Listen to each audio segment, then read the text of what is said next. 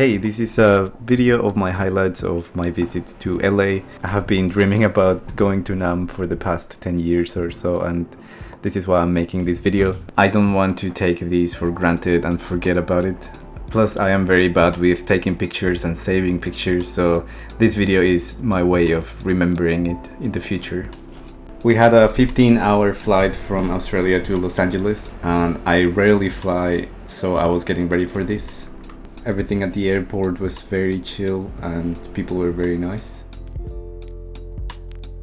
And this flight in specific was very empty, so we were able to change seats, and I had a row for myself and I was able to lay down. Even though I had a full row, I couldn't really sleep. So the first day we just settled down, and then the second day we started going to NAMM. So the first thing I saw was the Abbasi booth. That was one of the most exciting. Just talking to people there and seeing all of the cool designs, it's very nice.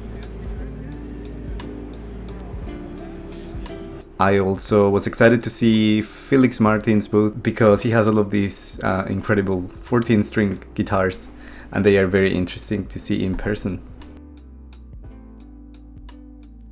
By the way, my footage is very shaky and I didn't get enough footage either because I didn't want to miss the experience of going to NAMM.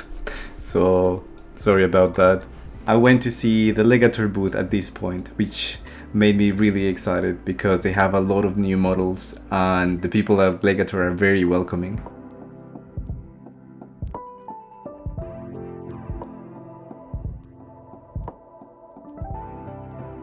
I saw some Dingwall basses, and they also have a headless, which was really interesting to see.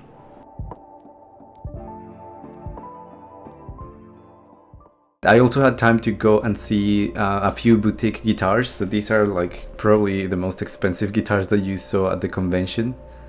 So for example, with this guitar, they were telling me that the wood was apparently 300 years old, and the price was very high for all of these instruments. There's this one that looks like alien, and there's even a guitar with wood pickups, which I thought was very interesting.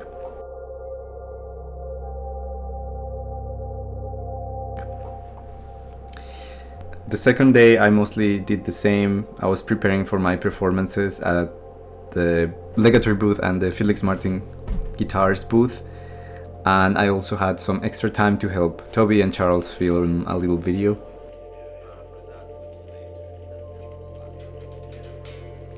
The next day, it was the day of my performance, so I was getting ready to play at the FM Guitars booth, and I also had an event at the Legator booth, so I was just again going mostly between those two, so I couldn't really see much. But that day I did have time to go and see other booths, so I went to the Donner booth, and this one was very interesting because I had no idea they were doing headless guitars, and I've made a few videos with them and I had no clue, so this was very interesting, and I had to try them, of course. Donner has been making headless travel guitars, which are the ones I knew about, but this time is different. They are actually normal headless guitars. I'm very curious about the idea of a very affordable, kind of beginner-friendly headless guitar. So these are the ones that they're releasing, and I don't know the price yet, but I'm really interested in those.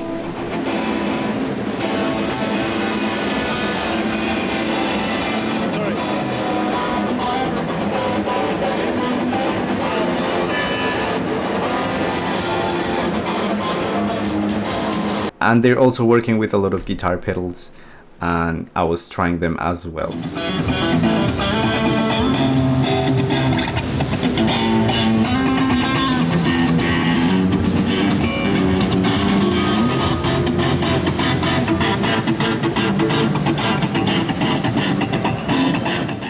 After this, NAMM was pretty much over, so we were focusing on pretty much relaxing and seeing a little bit of LA.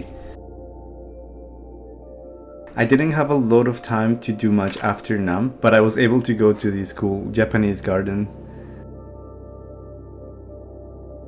And I also went to Guitar Center, which was incredible because it's like the most iconic location that you can go to.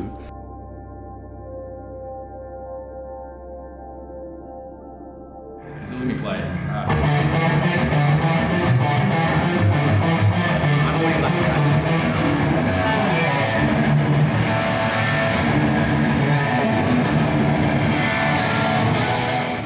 And at this point, we had to go back to the airport and take another flight to Australia.